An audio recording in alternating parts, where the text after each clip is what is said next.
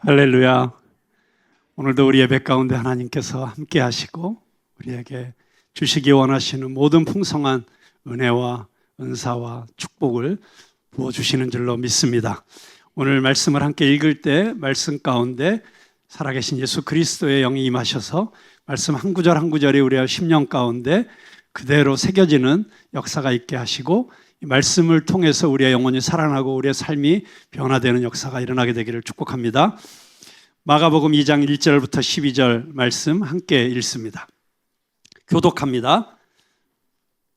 수일 후에 예수께서 다시 가버나움에 들어가시니 집에 계시다는 소문이 들린지라.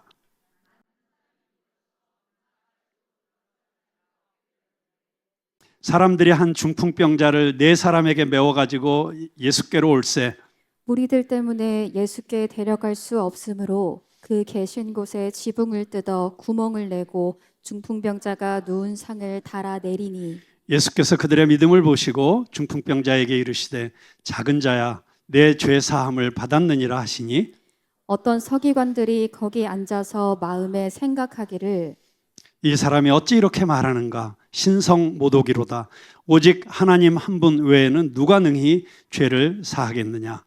그들이 속으로 이렇게 생각하는 줄을 예수께서 곧 중심에 아시고 이르시되 어찌하여 이것을 마음에 생각하느냐. 중풍병자에게 내 죄사함을 받았느니라 하는 말과 일어나 내 상을 가지고 걸어가라 하는 말 중에서 어느 것이 쉽겠느냐.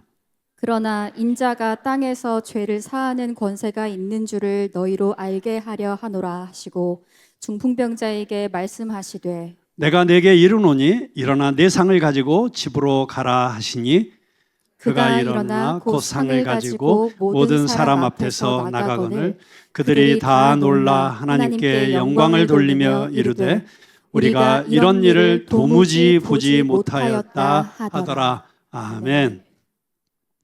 네, 이 장이 시작되면서 수일 후에라고 하는 말로 시작을 합니다. 언제로부터 수일이 지났을까요? 여러분 잘 아시는 대로 베드로의 장모의 열병을 고쳐주시고 나니까 수많은 병자들이 예수님을 만나려고 나왔습니다. 그런데 예수님께서는 오히려 그 무리들을 뒤로 하시고 광야로 들어가셔서 기도하셨습니다. 베드로가 제자들과 함께 나와서 예수님 만나려고 하는 사람들이 지금 장사진을 이루고 있습니다. 빨리 오셔서 이들을 만나셔야 되지 않겠습니까? 그러나 예수님께서는 내가 다른 마을에 가서도 복음을 전해야 할 것이니 내가 이를 위해서 왔노라 하시면서 갈릴리의 다른 여러 마을들을 돌아다니시면서 복음을 전하셨다라고 하는 것으로 1장이 끝나고 있습니다. 이제 2장이 시작되면서 예수님이 다시 가버나움에 오셨어요. 이 가버나움이라는 마을의 이름의 뜻이 참 좋습니다. 위로의 마을, 위로의 마을. 예수님께서도 밖에 나가셔서 사역하시고 돌아오시면 가버나움에 오셔서 쉬시면서 위로를 받으셨던 것 같습니다. 또는 그곳에서 예수님께서 정말 세상 누구도 위로해 줄 수 없는 그 위로를 나누어 주시고 계셨기 때문에 그 마을의 이름이 위로의 마을, 가버나움인 것이 참 어울리는 것 같습니다. 우리 교회가 가버나움이 되어야 되지 않겠습니까? 네, 이곳에 오는 사람마다 위로를 받고 쉼을 얻고 그리고 다시 세상으로 나갈 용기와 힘을 얻는 그런 교회가 될 수 있게 되기를 바랍니다. 자, 그런데 예수님께서 쉬려고 오셨는데 그 집에 벌써 사람들이 소문을 듣고 몰려오기 시작했습니다. 어떤 성경학자들은 지금 예수님께서 쉬고 계신 이 집이 베드로의 장모의 집이다라고 그렇게 이야기하는 학자들도 있습니다.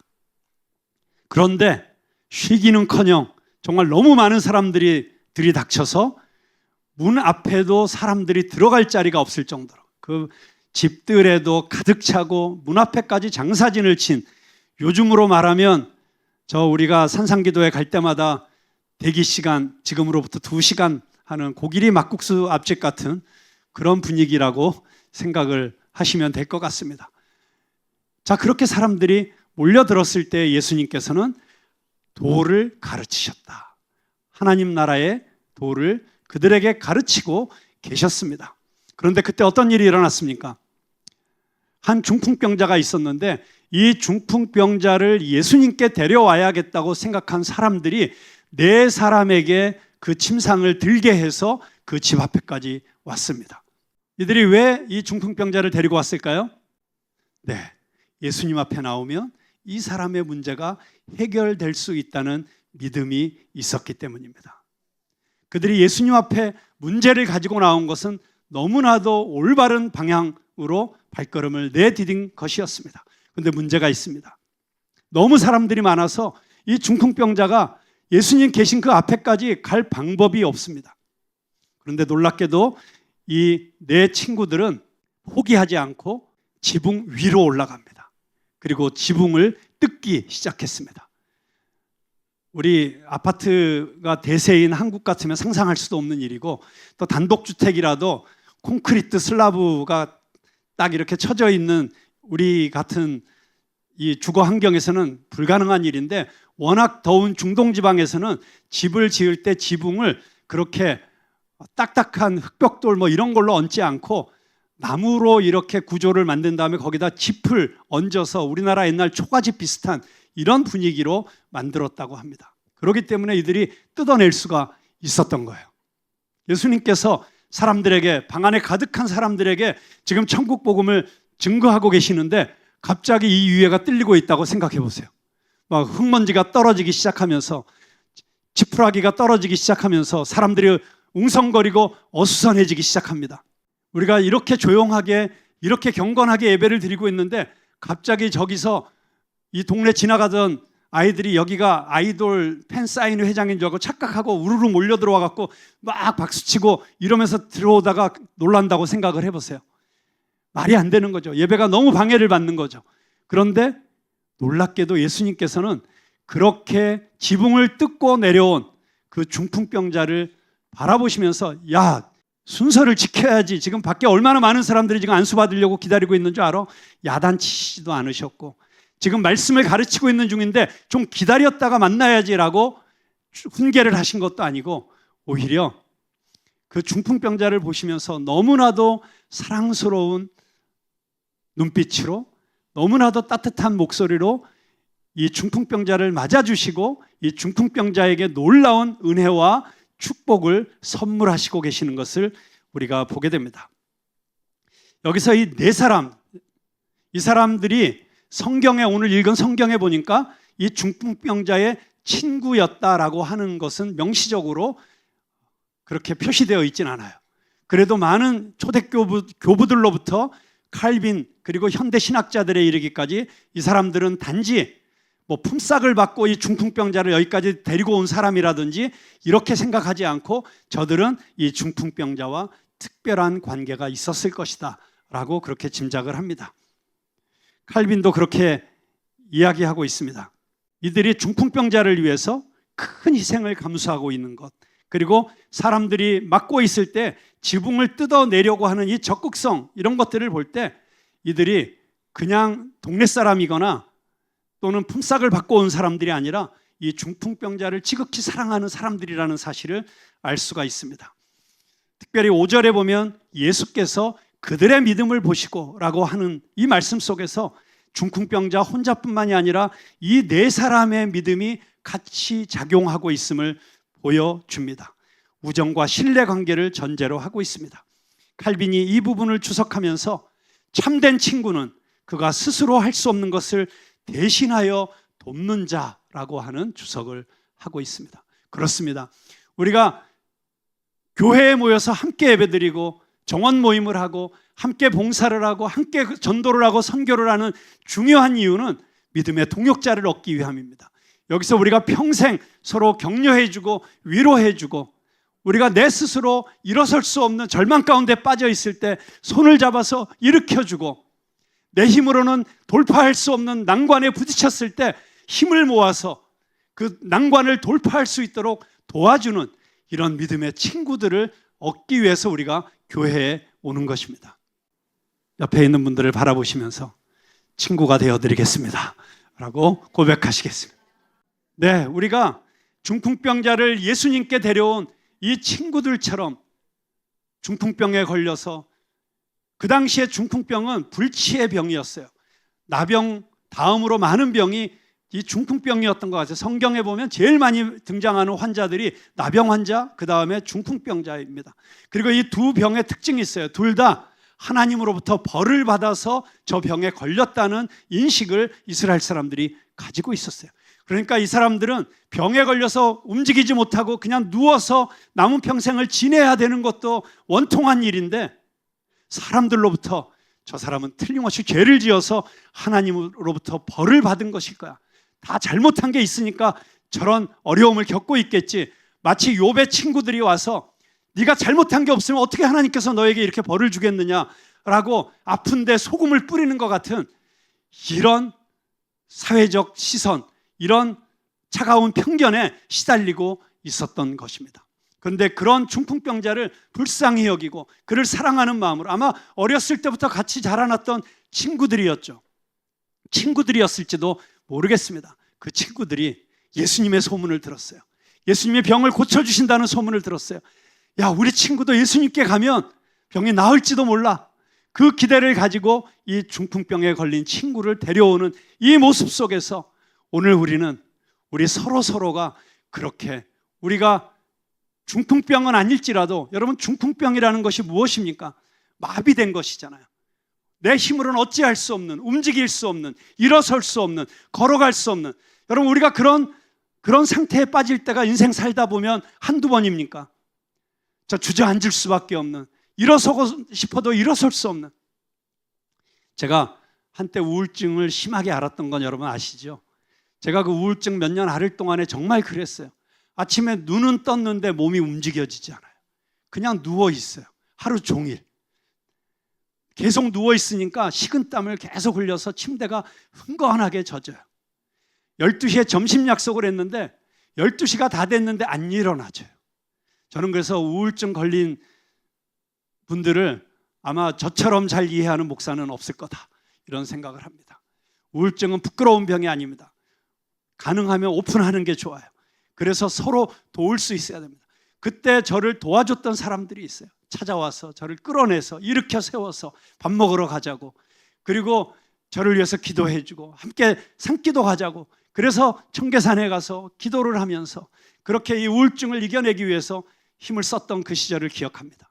우울증뿐이겠습니까? 공황장애, 수많은 질병, 마음의 질병, 육체의 질병, 또는 관계가 깨져서 관계의 어려움 때문에 내 힘으로는 어찌할 수 없는, 또는 사업이 실패해서, 그런 많은 일들이 우리를 마비 상태에 몰아넣는 것이죠.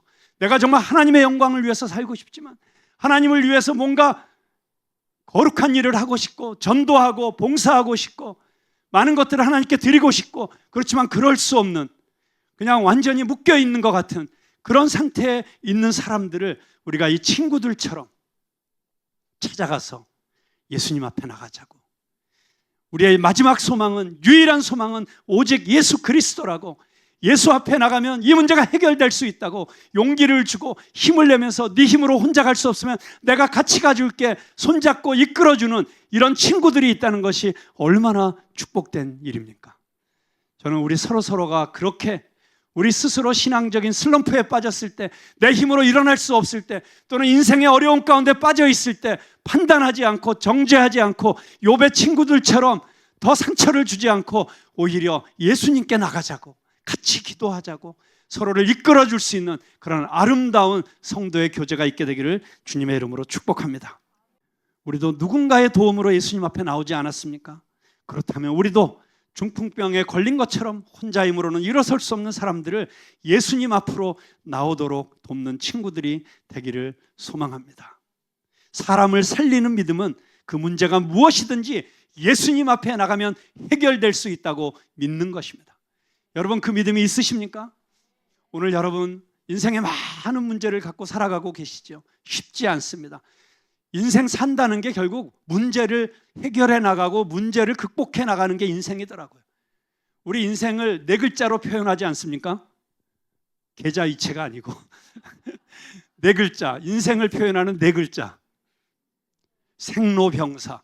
거기서 생 빼고 나머지는 뭐예요? 노병사예요. 늙어가는 것이고 병 들어가는 것이고 결국은 죽어가는 게 인생이라고 하는 것입니다. 끊임없이 문제가 우리 인생에 일어나고 있습니다.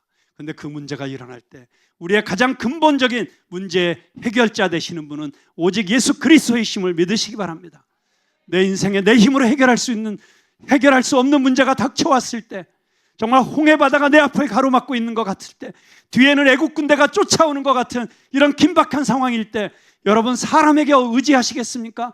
누가 나를 도와줄 수 있겠습니까? 사람을 의지하면 반드시 실망하게 되어 있습니다. 오직 예수 그리스도만 바라보시게 되기를 주님의 이름으로 축복합니다.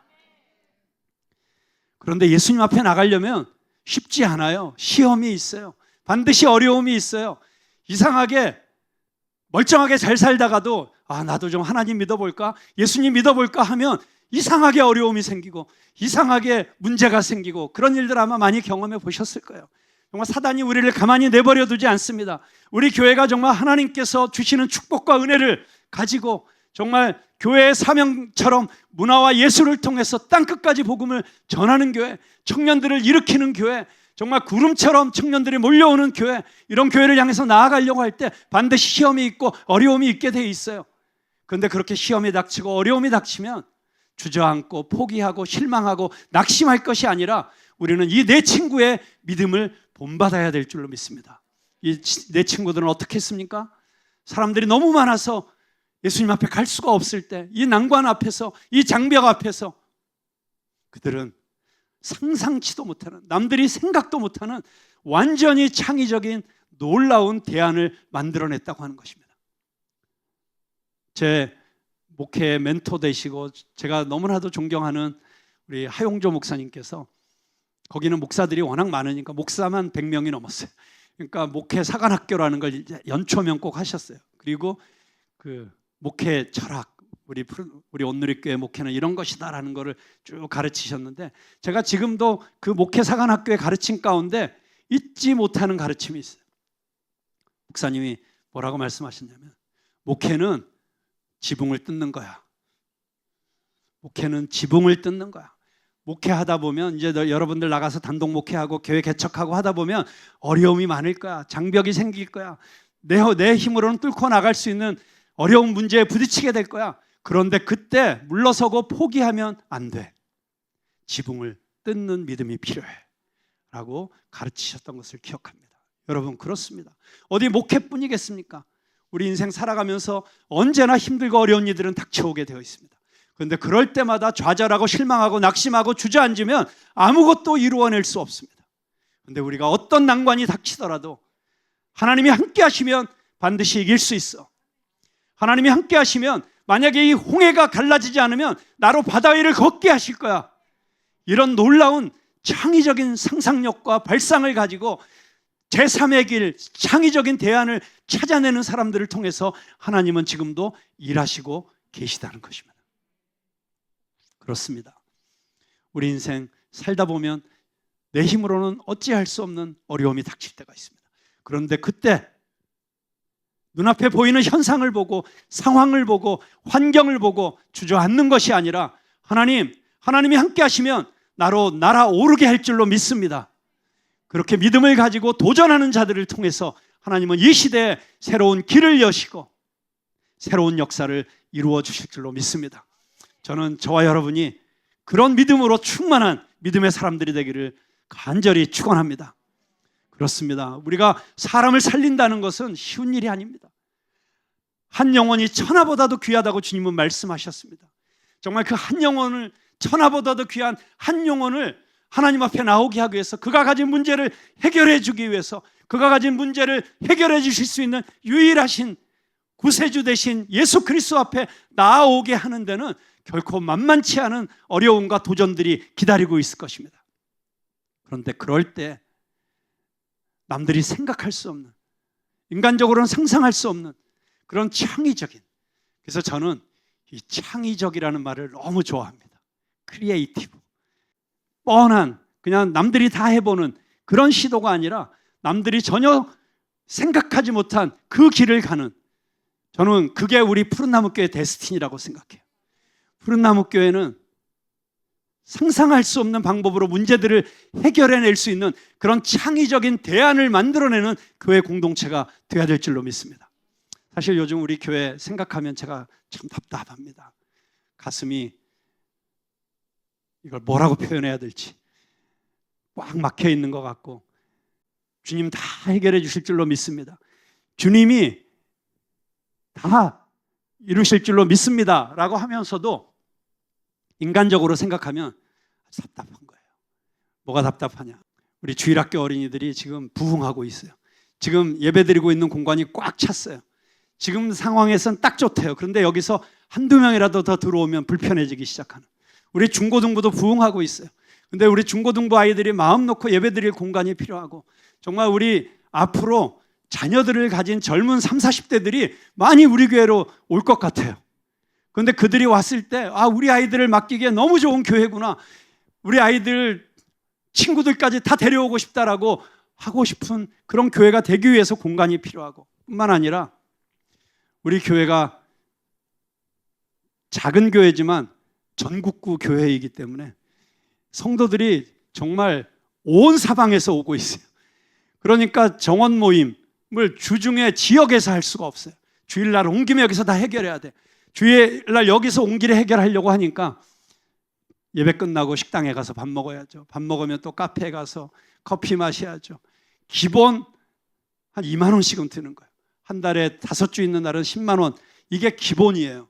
근데 어떤 사람에겐 그게 주일날 한번 그렇게 교회 가서 좋은 사람들하고 만나서 좋은 데서 밥 먹고 커피 마시고 얼마나 좋아 하실 수 있는 분들도 있지만, 사실은 그 정도도 부담되는 분들이 있을 수 있다는 것입니다. 그렇다면 이걸 해결하려면 우리 교회가 애찬을 준비해서 함께 밥을 먹을 수 있는 이런 공간을 만들어내야 되는데, 이 공간을 만들어내려니까 한 100여 명 이상이 같이 밥 먹을 공간 만들어내려면 여기 최소 월세가 1,000만 원이에요. 그러면 차라리 1,000만 원을 그냥 밥값으로 나눠 드리는 게 낫나? 뭐 이런 생각이 들고, 이런 걸 해결해 보려니 그러면 주중에는 우리가 이걸 가지고 무언가 창의적인 공간을 만들어서, 옛날 우리가 신촌에 히브루스 있는 것처럼 공간 대여 사업을 해서 월세를 다 벌어내고 주일날만 교회가 쓰는 이런 공간으로 만들어내야 되나? 그러려니까 그거를 또 기획을 해야 되고, 그걸 또 어떻게 비즈니스를 해야 될지 계획을 만들어야 되고, 이런 일들이 쉬운 일들이 아닌 거예요. 이런 일들을 생각하면 제발 주일날 정원 모임 하지 마시고 예배 끝나면 다 집에 가세요. 그리고 주중에 모이세요. 주중에 각자 집으로. 그리고 집으로 모이는 게 힘들면 줌으로 모이세요. 뭐 이렇게 해버리면 아주 문제가 심플할 것 같은데, 그래도 주일날 와서 예배드리고 같이 성도들끼리 밥 먹고 교제하는 또 이 즐거움이 있는데, 이거를 하지 말라고 막을 수도 없고. 저 어떻게 해야 될까요? 네? 네, 정답을 말씀하셨습니다. 기도하라고. 우리 푸른나무 교회는 이런 어려움이 우리 푸른나무 교회만 있는 게 아니에요. 지금 교회를, 도시에서 교회를 개척하는 모든 개척자들이 다 겪게 될 문제들이에요. 처음에는 청년들 몇 명이서 예배드리니까 문제가 없어서, 공간의 문제가, 예배 볼 장소만 있으면 돼. 그런데 이 아이들이 갑자기 결혼을 해갖고 애들을 낳기 시작해. 그러면 주일학교 공간이 필요해요. 그러면 또 주일학교 공간이 있다 보면 또 그들이 청소년이 되고 청소년 공간이 필요하고, 결국 도시에서는 이 공간을 만들어내는 이 싸움을 해야 되는 거예요. 어떻게 만들어내지? 놀랍게도 지금까지는 하나님께서 정말 창의적으로 다른 교회가 상상할 수 없는 방법으로 우리 교회의 모든 공간 문제를 해결해 주셨어요. 그런데 어쩌면 지금이 우리 교회에 있어서 이 공간의 문제를 해결해내야 되는 가장 큰 도전 앞에 서 있는 것 같아요. 그러면 우리는 이 문제를 어떻게 해결해야 될까요? 더 이상 교회를 숫자를 늘리지 말고 전도도 하지 말고 그냥 이 상황에서 딱 이 정도로만 우리 신앙생활 합시다 라고 해야 될까요? 우리에게 놀라운 지혜와 능력을 주시는 하나님께서 우리가 함께 기도하고 함께 뜻을 모으고 함께 고민하고, 우리 교회 성도들이 갖고 있는 이 전문성을 서로 가지고 의논하고 협력할 때, 정말 이 네 친구가 중풍병에 걸린 한 친구를, 그의 문제를 해결해 주었듯이 우리 교회의 문제도 해결되는 놀라운 방안이 나오게 될 줄로 믿습니다. 교회도 그렇게 정말 하나님이 주시는 창조적인 대안을 가지고 문제를 해결해 나가는 것처럼, 우리 성도 한 사람 한 사람도 하나님이 주시는, 성령께서 주시는 지혜를 가지고 이 세상에 어떤 것으로도 풀어낼 수 없는 것들을 풀어내는, 승리하는 우리 그리스도인들이 다 되시기를 주님의 이름으로 축복합니다.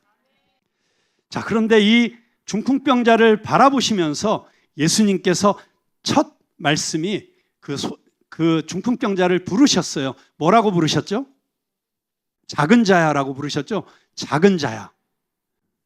왜 작은 자라고 하셨을까요? 아마 이미 성인이었을 텐데, 아픈 사람이니까 별 볼 일 없다고 생각해서 작은 자야라고 하셨을까요?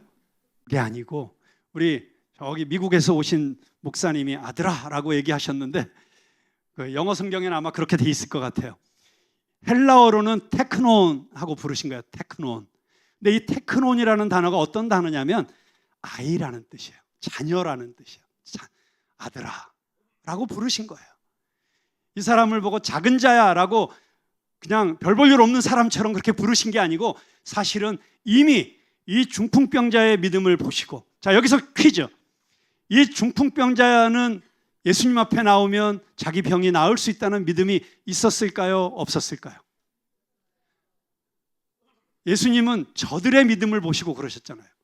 여기서 저들은 그 내 친구들의 믿음 아니에요?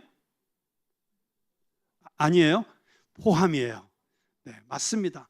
이 내 친구들은 이 중풍병자가 예수님 앞에 나가면 이 병을 나을 수 있다는 믿음을 갖고, 그 믿음이 너무나도 강했기 때문에, 확실했기 때문에 어떻게 해서든지 예수님 앞에만 가게 하면 된다는 믿음이 있었던 건 분명해요. 근데 이 중풍병자는 그 정도의 믿음이 있었는지 모르겠어요. 왜냐하면 그냥 실려왔으니까. 그러나 그럼에도 불구하고 이 중풍병자가 자기 친구들에게 야야야 됐어 그만해. 야, 여기서 무슨 지붕까지 뜯고 그래. 그냥 야, 집에 가자. 나 이대로 살게. 이랬으면 그날 그 일은 안 일어나는 거예요.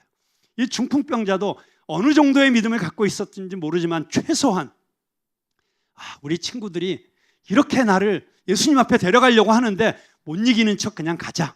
그냥 맡기자. 그냥 맡기자라는 믿음은 있었다는 거예요. 최소한. 저는 어떤 경우에 여러분들이 정말 내 힘으로 주님 앞에 나오기가 힘들 때, 그냥 내 인생의 문제를 주님 앞에 가지고 나오기가 어려울 때 누군가가 손잡고 야, 우리 기도하러 가자, 예배 드리러 가자 할 때 그냥 끌려 나가실 수 있기를 주님의 이름으로 축복합니다. 누군가 믿음을 가진 사람이 이끌어줄 때 그냥 끌려가는 것도 믿음이에요. 너무 그렇게 자기 고집 세우지 마시고, 너무 내 생각이 안 맞는다고 우기지 마시고, 그냥 겸손하게 누군가가 권유할 때 네, 그럴게요. 다음 주 꼭 예배 나오세요. 네, 그럴게요. 이것도 믿음이라는 것입니다. 우리 주님께서 이 소자를 보시고, 이 사람을 보시고, 그 믿음을 보시고, 이 친구들의 믿음도 보시고, 이 중풍병자의 믿음도 보시고, 그를 향한 긍휼의 마음, 불쌍히 여기는 마음이 그 마음 속에 일어나신 것이 분명합니다. 그러니까 첫 마디가 테크논 하고 부르셨어요. 이 테크논은 자녀야. 너 하나님의 아들아. 여러분, 예수님께서 이 사람의 문제를 해결해 주기 전에 가장 먼저 그와 하나님과의 관계를 회복시켜 주셨어요. 이게 놀라운 것입니다. 우리가 어떤 문제가 닥쳤을 때, 여러분, 어쩌면 그 문제는 나와 하나님과의 관계를 바로 잡아주시기 위해서 하나님께서 우리에게 허락하신 위기일 수 있습니다. 우리는 문제만 해결되기를 원해요. 이 문제만 해결되면 살 것 같고, 이 문제만 해결되면 앞으로 잘 살 수 있을 것 같고. 그런데 여러분, 이 병이 나으면 그 다음에 병 안 걸립니까? 나사로는 죽었다가 살아나서도 또 죽었어요. 결국 우리는 생로병사예요. 그런데 혹시 우리가 살아가는 과정 가운데 이런 문제가 생겼다면, 내가 가슴이 너무 아파서 정말 찢어지는 고통 가운데 있다면, 정말 내 힘으로는 어찌할 수 없는 너무 큰 인생의 짐을 지고 있다면, 오히려 그 짐 때문에 하나님 앞에 나왔을 때 나와 하나님과의 관계가 해결되는 은혜의 축복의 통로가 될 수 있다는 사실을 꼭 기억하시기 바랍니다. 그렇다면 거꾸로 우리가 이렇게 생각할 수도 있죠. 왜 아직도 그렇게 기도하는데 이 문제가 해결되지 않을까? 왜 그렇게 하나님 앞에 간절히 기도하는데 왜 아직도 하나님께서는 이 문제를 해결해 주시지 않는 것일까? 어쩌면 하나님께서 기다리시는 시간일 수 있어요. 정말 하나님께서 우리에게 주시기 원하시는 것. 여러분, 그래서 팀 켈러 목사님이 정말 유명한 이런 말씀을 하셨어요. 하나님은 우리가 원하는 것을 들어주시는 사랑보다 우리가 필요로 하는 것을 주시는 더 큰 사랑을 가지고 계시는 분이시다. 여러분, 내가 기도하는 것마다, 내가 원하는 것마다 다 들어주시는 게 그게 은혜가 아니에요. 사실은 내가 기도하는 대로 하나님이 다 들어주셨으면 저 큰일 날 뻔한 일이 많아요. 근데 하나님께서 안 들어주셔야 될 건 안 들어주셨어요. 그리고 오히려 나에게 가장 필요한 것들만 허락해 주셨어요. 그렇다면 이 중풍병자에게 있어서 가장 필요했던 것은 무엇일까요? 그것은 그가 중풍병으로부터 노임을 받아서 자유함을 얻어서 마음껏 활개치고 돌아다니는 그게 아니라, 어쩌면 그에게는 그게 가장 중요한 숙제였고 그의 인생의 소원이었을지 모르지만, 여러분, 이 중풍병자가 예수님께서 네 병이 나았다, 너 집으로 돌아가라 해서 바로 벌떡 일어나갖고 집으로 돌아왔을 때 이럴 수는 없을까요? 와, 이제 내가 자유롭게 내가 하고 싶은 일 마음대로 할 수 있으니까 그동안 몸이 아파서 못했던 거 해봐야지. 그리고 제일 먼저 어디를 갔을까요?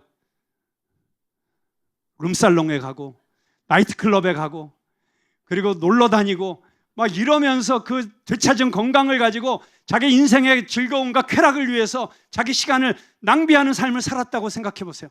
그러면 오히려 그가 병을 나은 건 그에게 축복이 아니라 저주일 수 있다는 거예요. 그래서 주님께서는, 우리 예수님께서는 그에게 먼저 내 아들아, 네 죄가 사함을 받았다 라고 그의 죄사함을 먼저 선언해 주시면서 그가 하나님과 바른 관계를 맺어야 될 것에 대해서 이야기해 주신 것입니다. 얼마나 놀라운 시간입니까? 정말 우리 모두가 하나님 앞에 나올 때 다 기도 제목이 있어요. 문제가 있어요. 하나님, 이것만 들어주시면 정말 저 열심히 신앙생활 할게요. 다 그러는 게 있으실 거예요. 그런데 어쩌면 이것만 해결해 주시면 저 신앙생활 잘할게요가 아니라 정말 여러분이 하나님과 올바른 관계를 맺고 예수 그리스도가 나를 다스리시고 예수 그리스도의 뜻이 나를 통해서 이루어지는 이런 삶을 살기 시작하면 이 문제가 해결될 줄로 믿습니다. 그게 순서예요. 우리는 하나님의 기적을 보여주면 믿겠다고 이야기합니다. 그런데 믿으면 기적을 보는 거예요. 그게 성경에 계속해서 반복되는 패턴입니다. 예수님께서 죽은 나사로를 살리실 때도 울고 있는 누이들에게 이렇게 말씀하십니다. 너희가 믿으면 하나님의 영광을 보리라. 우리는 그 영광스러운 하나님의 역사를 바라보면, 하나님이 일으키시는 기적을 보면 그러면 믿겠다고 해요. 아니에요. 우리가 믿으면 하나님의 영광을 보는 것입니다. 그래서 믿음은 바라는 것들의 실상이요 보지 못하는 것들의 증거라고 사도 바울은 히브리서에서 이야기하고 있는 것입니다. 우리 이 중풍병자의 내 친구에게는 이 믿음이 있었어요. 정말 눈에 보이는 현실은 도저히 말도 안 되는, 그 당시의 상식과 이성과 과학으로는 말도 안 되는 일이지만 예수님 앞에 나가면 이 사람이 다시 살 수 있다, 일어설 수 있다, 이 믿음이 있었기 때문에, 그리고 그가 일어선 그 모습을 믿음의 눈으로 보았기 때문에 그날 이 기적이 일어난 것입니다. 저는 여러분들이 비전의 사람들이 되기를 축복합니다. 믿음으로 볼 수 있게 되기를 바랍니다. 지금 눈앞에 보이는 것으로는 상상할 수 없는 일들을 꿈꿀 수 있는 사람들이 되기를 바랍니다. 그리고 그 길을 향해서 나아갈 때 어려움이 있어요. 사람들이 손가락질 할 수도 있어요. 도와주지는 못하면서 쓸데없는 짓 하지 말라고 방해놓는 사람들이 있을 수 있어요.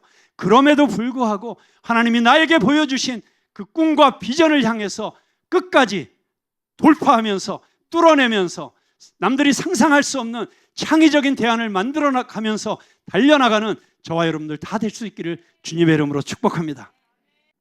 자, 이렇게 놀라운 은혜의 자리에서 문제를 일으키는 사람들이 있었어요. 의심하고 불평하는 사람들. 마가복음 2장 6절에서 7절 보니까 이렇게 기록되어 있습니다. 어떤 서기관들이 거기에 앉아서 마음에 생각하기를 이 사람이 어찌 이렇게 말하는가? 신성을 모독하는도다. 오직 하나님 한 분 외에는 누가 능히 죄를 사하겠느냐 하거늘. 자, 서기관들이 이렇게 말하는 이유가 무엇입니까?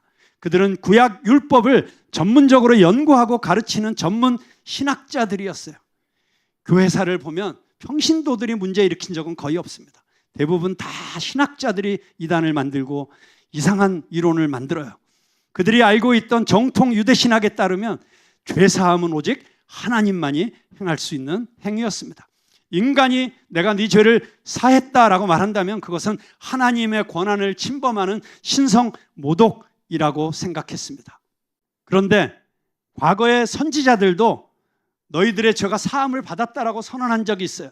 그런데 그 선지자들은 어떻게 얘기했냐면 여호와께서 말씀하시기를 너희들의 죄가 사하여졌다 또는 사하여질 것이다, 이렇게 여호와께서 말씀하시기를, 이걸 꼭 갖다 붙였어요. 그런데 예수님은 지금 직접 내 죄가 사함을 받았다, 이렇게 여호와의 권위를 위임받아서 하는 게 아니라 자기의 권위로 사하는 것처럼 이렇게 이야기했습니다. 당시 유대 사회에서 이런 죄 사함은 대제사장들을 통해서 죄 사함이 선포되었어요. 성전의 제사와 그리고 율법적인 절차를 통해야만 죄 사함이 선포될 수 있었습니다. 그런데 예수님께서 성전 제사 없이 그 즉석에서 죄 사함을 선포했다고 하는 것은 그들의 이 종교 시스템 전체를 뒤흔드는 엄청난 도전이었던 것입니다. 서기관들은 자신들의 권위와 제도적 위치가 무너질까 봐 두려웠던 것입니다.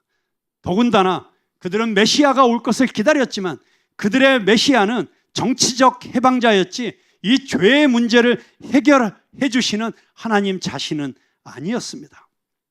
서기관들이 기분이 나빴던 이유는 단순히 예수님의 말투 때문이 아니라 예수님이 하나님의 고유한 권세, 죄사함의 권세를 자신에게 돌렸기 때문입니다. 이것은 그들의 율법 신학, 성전 제사 체계, 종교적 권위, 메시아감과 정면 충돌하는 것이었습니다. 따라서 그들은 예수님을 신성 모독자라고 규정한 것입니다. 그런데 여러분, 이런 방해자들이 있는 게 나쁜 것만은 아니에요. 왜냐하면 이런 방해가 있기 때문에, 이렇게 예수님의 권위에 대해서 의심하는 자들이 있기 때문에, 문제를 제기하는 사람들이 있기 때문에 오히려 더 선명하게 복음의 진리가 드러나게 되는 거예요. 우리 교회에 문제가 있을 수 있어요. 저는 그런데 그 문제 때문에 오히려 복음의 가치가 더 드러나고 정말 우리 교회의 데스티니가 더 정확해지고 우리 교회가 나아가야 될 방향이 더 분명해지는 계기가 되리라고 믿습니다.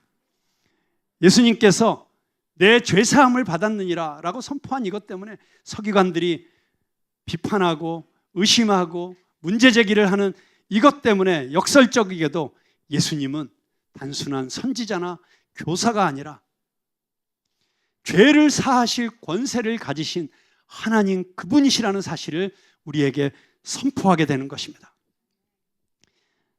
정리하면 서기관들이 불편했던 신학적 이유는 예수님이 하나님만이 하실 수 있는 죄사함을 자신이 직접 선포하심으로써 그들의 신학과 제도, 권위 전체를, 시스템 전체를 위협했기 때문이었습니다. 그런데 그런 마음을 아시고 예수님께서 그들에게 너무 재미있는 질문을 하세요. 9절 한번 같이 읽어보겠습니다. 9절 시작.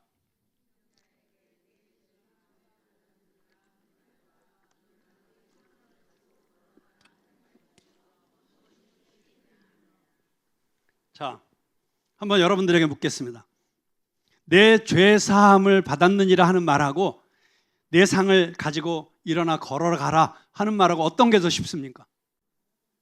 자, 1번 내 죄 사함을 받았느니라, 2번 내 상을 가지고 걸어가라. 자, 두 가지 중에 어떤 게 더 쉬운 말이에요? 1번이라고 생각하는 분 손 한번 들어보세요. 1번. 네. 2번. 네. 우리 교회가 참 하나 되기 쉽지 않습니다. 이렇게 정확하게 반반으로 갈라져 있습니다. 자, 그런데 여러분, 사람의 편에서 더 쉬운 게 있고 예수님 편에서 더 쉬운 게 있어요. 그렇게 보면 이게 답이 딱 나옵니다. 예수님 편에서 더 어려운 것은 내 죄 사함을 받았느니라 라고 말씀하시는 게 더 어려운 거예요. 왜냐하면 예수님 병자를 고치실 수 있는 능력이 있으신 분이에요. 그런데 죄 사함을 선포해 주시기 위해서 예수님께서는 십자가에서 자기 생명을 내어 주셔야만 했습니다. 그냥 죄 사해 줄 수는 없는 거예요. 예수님께서 십자가에서 자기가 대속의 제물로 십자가에 매어 달림으로써 자기 생명을 내어 주셨기 때문에 죄 사함의 권세가 있으신 거예요. 그러니까 사실 이게 어려운 겁니다. 하나님 편에서 보면 그래서 죄 사함이야말로 가장 값비싸고 어려운 일입니다. 근데 인간 편에서 더 어려운 것은 일어나 걸어가라죠. 사람들의 눈에는 죄사함이 추상적이고 확인 불가능한 것입니다. 근데 반면에 일어나 걸어가라, 이거는 즉각 눈으로 확인할 수 있는 거잖아요. 그러니까 인간은 눈에 보이는 기적을 더 확실하게 느끼기 때문에 예수님은 눈에 보이는 치유를 통해 눈에 보이지 않는 더 큰 권세를 확증하고 계시는 이 놀라운 순간에 그들은 마음속에 죄사함 선포 누가 못해? 왜냐하면 죄사함 받았는지 안 받았는지는 알 도리가 없잖아요. 한번 서로 물어보세요. 진짜 죄사함 받으셨어요? 하고 물어보세요. 참 물어보기도 힘드시죠? 그럼 죄사함 받았다는 증거를 보여주세요. 증거 보여주실 수 있어요? 그러니까 눈에 안 보이는 거잖아요. 그러니까 이거는 말을 해도 책임질 일이 없을 것 같아, 인간적인 눈으로 볼 때는. 그런데 일어나 걸어라 하는 것은 만약에 일어나서 걷지 못하면 바로 그 자리에서 사입이 짝퉁되는 거잖아요. 그래서 너희 눈에는 이게 더 어려워 보이지? 근데 예수님은 말씀하시는 거예요. 그러나 사실은 죄사함 받는 것이 더 중요한 것이고, 그게 더 어려운 것이고, 그게 더 본질적인 것이고, 그게 더 중요한 것이야. 그렇게 우리가 이 작은 사건을 통해서도 우리는 하나님과의 관계 속에서 우리가 먼저 무엇이 해결돼야 되는지, 우리의 인생 가운데 어떤 기도를 드려야 되는지를 배울 수 있게 되는 것입니다. 우리는 눈에 보이는 응답, 환경의 변화, 치유, 이것들을 더 긴박하게 구하지만 어쩌면 그 문제들은 일시적인 것일 수 있습니다. 예수님은 눈에 보이지 않는 더 근본적이고 더 어려운 것, 곧 죄사함과 구원을 이미 우리에게 주셨습니다. 우리의 믿음은, 사람을 살리는 믿음은 눈앞의 기적보다 십자가에서 이루신 보이지 않는 은혜를 붙드는 데서부터 시작되는 것입니다. 예수님은 저들의 믿음을 보시면서 기특하게 여기시고 즉각적으로 은혜를 베푸셨습니다. 큰 선물을 주셨습니다. 그 선물은 중풍병자 자신이 기대한 것보다, 내 친구들이 간절히 바랬던 것보다 훨씬 더 놀라운 선물이었습니다. 죄사함을 통하여 하나님의 자녀가 되게 하여 주셨습니다. 그리고 보너스로 중풍병까지 치유하여 주셨습니다. 여러분, 우리가 기도하다 보면 기도가 응답될 때가 있어요. 문제가 해결될 때가 있어요. 그것은 어떤 사인이에요? 하나님이 나를 지켜보고 계신다는 사인, 하나님이 나를 도와주고 계신다는 사인, 하나님이 약속하신 그대로 내가 너와 함께 할 것이다, 두려워 말라, 놀라지 말라, 네가 불 가운데로 지날지라도, 네가 물 가운데로 지날지라도 너는 상함을 받지 아니할 것이고 내가 너를 지킬 것이고 나의 의로운 손으로 너로 힘을 주어 반드시 승리하게 할 것이다. 이 약속의 말씀이 우리에게 임하신다는 사인으로 우리의 문제가 해결되는 은혜를 받을 수 있는 거예요. 그런데 그 은혜 받고 거기에 머무르고 있으면 안 된다는 거예요. 오히려 그 은혜 받은 것 때문에 우리가 더 큰 문제로 빠질 수도 있습니다. 근데 우리가 이 문제 해결을 해가는 기도를 통해서 문제 해결의 응답을 받는 과정 속에서 우리가 살아계신 하나님을 만난다면, 그 하나님 앞에서 나를 다시 점검하고 내 안에 더러운 것들을 씻어내고, 그리고 다시 하나님 앞에 거룩하게 나 자신을 깨끗하게 하고, 그리고 나의 모든 잘못된 생각과 행실들을 주님 앞에 내려놓고 회개하고 주님 앞에 나오면 주님께서 우리가 구한 것보다 더 많은 것들을 풍성하게 허락하여 주신다는 것입니다. 11절, 12절 같이 읽어보겠습니다. 시작. 내가 내게 이르노니 일어나 내 상을 가지고 집으로 가라 하시니 그가 일어나 곧 상을 가지고 모든 사람 앞에서 나가거늘 그들이 다 놀라 하나님께 영광을 돌리며 이르되 우리가 이런 일을 도무지 보지 못하였다 하더라. 아멘. 자, 우리 모두가 이 중풍병자와 같은, 그리고 이 중풍병자의 친구들과 같은 믿음을 가지고 하나님 앞에 나가서 정말 내 인생의 문제가 아니라 오히려 이 문제에 더 깊숙이 있는 하나님과의 관계가 회복되고 하나님과 나 사이에 올바른 소통이 이루어지고 하나님의 뜻이 내 삶을 통해서 이루어지기 시작하면 이런 도무지 본 적이 없는 놀라운 일들이 여러분의 인생 가운데 일어나게 될 줄로 저는 분명히 믿습니다. 여러분, 지금 눈앞에 보이는 것 때문에 너무 실망하지 마세요. 너무 낙심하지 마세요. 이것은 다 지나가는 것입니다.